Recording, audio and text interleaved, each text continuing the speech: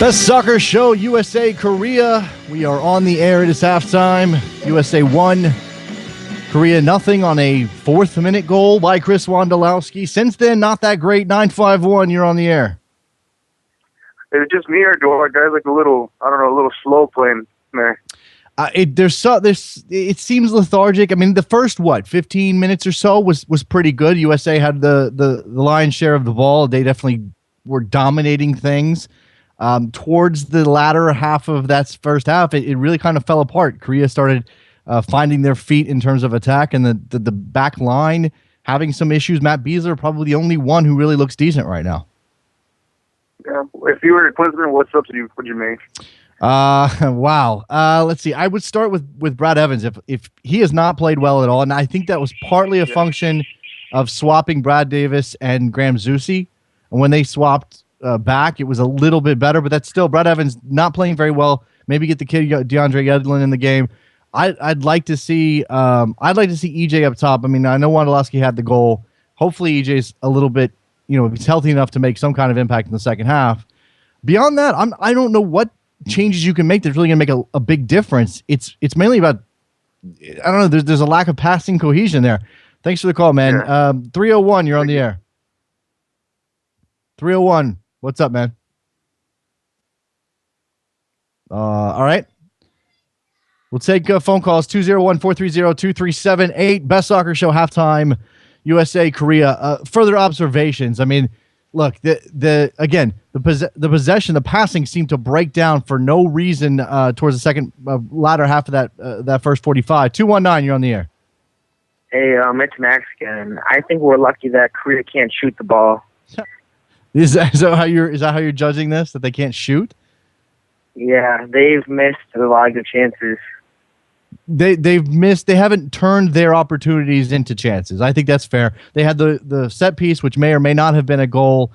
I mean, look, I'm not a big fan. I think obviously the scoreline matters most in a game that's competitive. In this particular instance, we're more interested in the performance, and it just hasn't been very good. Who's the problem right now for you, and who would you like to see come off?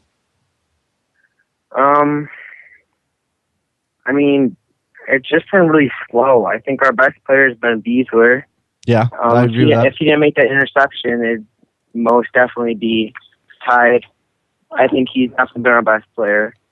I don't think Brad Davis is having his best game or Brad Evans either. But, I mean, just in general, we're not really playing well. I mean, look, you could take off a bunch of guys at this point. I mean, take a look at the bench and find those guys that you think could make a difference. There's certainly a host of them that should get an opportunity. I appreciate the phone call. 219, you're on the air. Hi. I really hope to see DeAndre Yedlin in the second half. And Soccer Show is the best soccer show ever. Thank you guys for having the show. Appreciate that, man. Yeah, DeAndre Yedlin's a guy I think a lot of people are going to want to see in the second half here. Again, Brad Evans standing out as a particularly poor performer in that first half. How much of that is on the team as a whole? Look, one-on-one defending, we know he's not that good. He's going to get turned. It's about helping him out and limiting those number of opportunities that the other team has to come at Brad Evans. 301, you're on the air.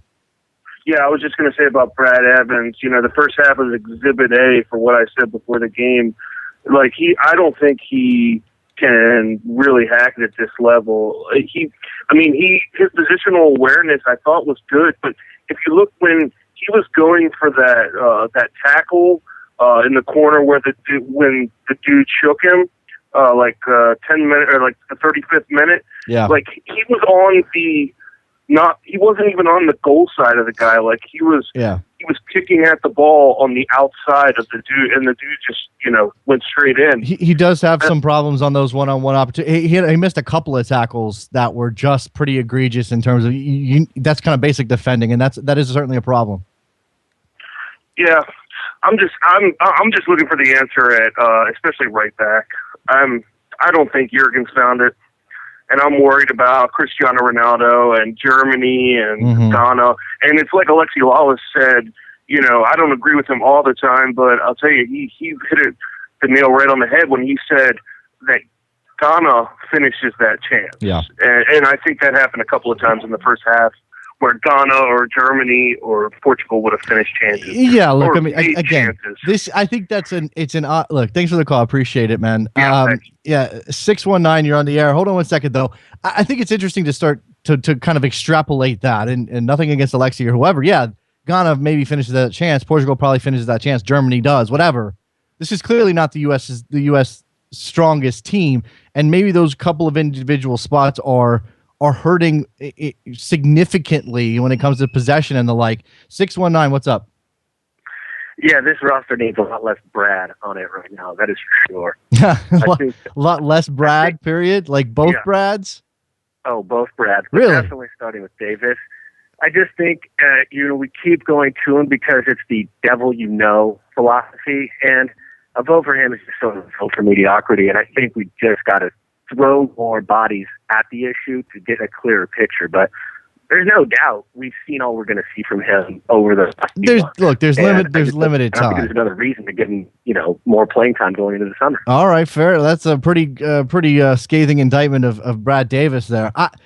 To me, Brad Davis didn't particularly stand out as a disaster. Again, swapping Azusi and Davis, and Taylor Twellman talked about it in the first half, seemed to cause more defensive problems than it helped the attack. And as we kind of went along there, what you ended up happening that you're playing wrong-footed players in a couple of different spots, even beyond the midfield. And what you seemed to have happened, even when the United States were able to string together a couple of passes and get through midfield, which was bad, and the back line, the two center backs and the fullbacks as well, couldn't seem to pass the ball through midfield or get the ball to midfield. There's no one connecting that space. Maybe that's Mix Diskerud's fault. You expect Kyle Becker to be better at it. You didn't see any ideas. You saw a lot of just hopeful crosses, lofted crosses, early balls.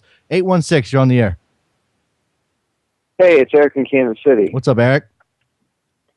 Yeah, I can't really think that there's no one better out there than Brad Evans. Maybe the last caller was talking about this some, but I mean, Tony Beltran, Chance Myers, I just can't imagine that there's not a better attacking fullback that also has the ability to, take care of his defensive responsibilities. Mm-hmm. I just can't believe that. And even on the left, I don't see a lot of attack up the left either. And we really need that we were really narrow defensively is what I felt. The whole defensive structure was very narrow, and we need fullbacks that can press up to widen the defense overall. Fair enough. I don't think either one of these fullbacks are impressing anybody today. You're playing Michael Parkhurst out of position. He is by trade a center back who has been pushed to right back and is now being played at left back in this setup. You obviously got Brad Evans, who is not by any stretch of the imagination a natural defender and certainly not a natural fullback.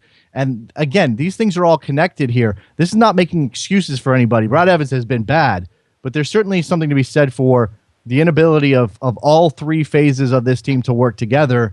And it hasn't worked out. And it's a friendly. It matters. We care about the result because of confidence and whatever.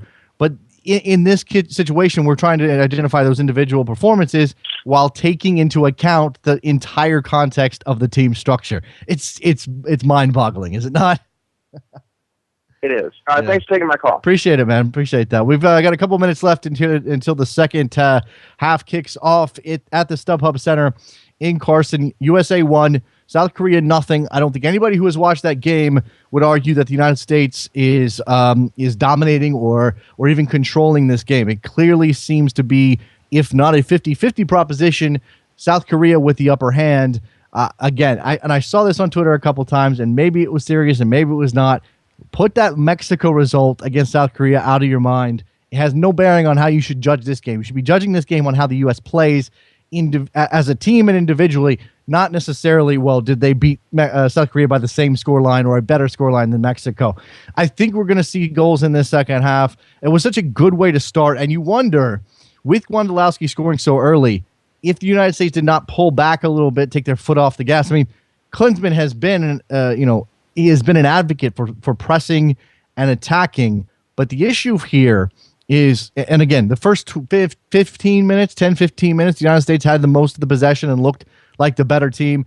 South Korea found their legs and got into it and pushed back the United States, made it more difficult for Landon Donovan to get into the attack the way he did on that opening goal. Certainly made it more difficult for guys like Zusi and Davis to be where they want to be to impact the attack and having to cover and not doing that great of a job covering to begin with.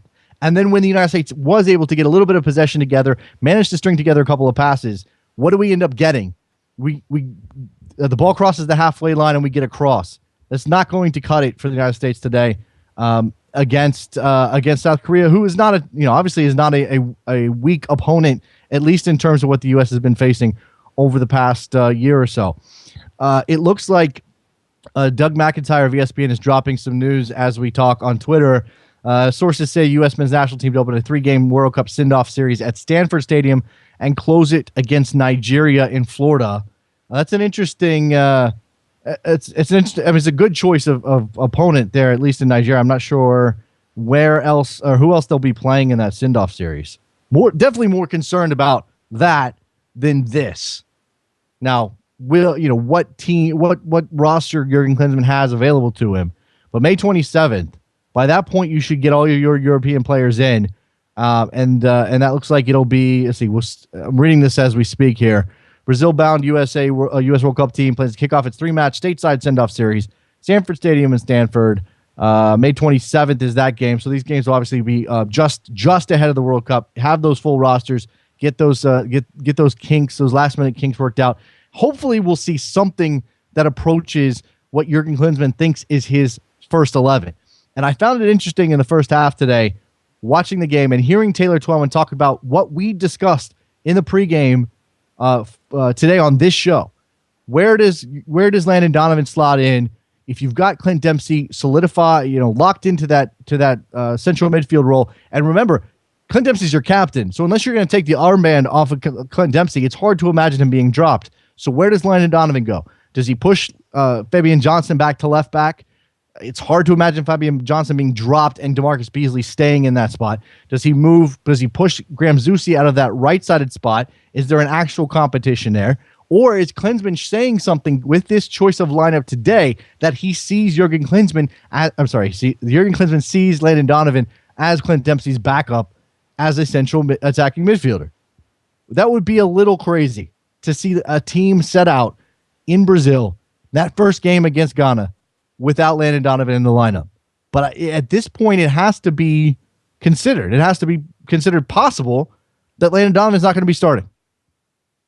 If you had to guess right now, because based on the sort of the vagaries of this being a offseason friendly with MLS players and the inability to get everybody together and sort of Landon Donovan's working back into the national team in 2013, if you had to guess if Landon Donovan's a starter right now, would you be comfortable putting a bet on that?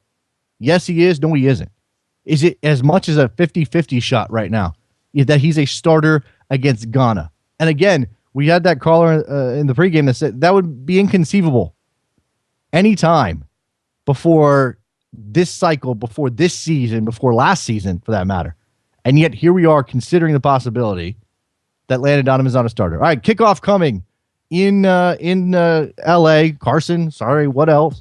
At the StubHub Center, players on the field. We're going to clear out. We'll be back after the game. We'll get Jared Dubois back in for some thoughts. Best soccer show, North American Soccer Network, NASN.TV. Thanks for listening. See you in a bit.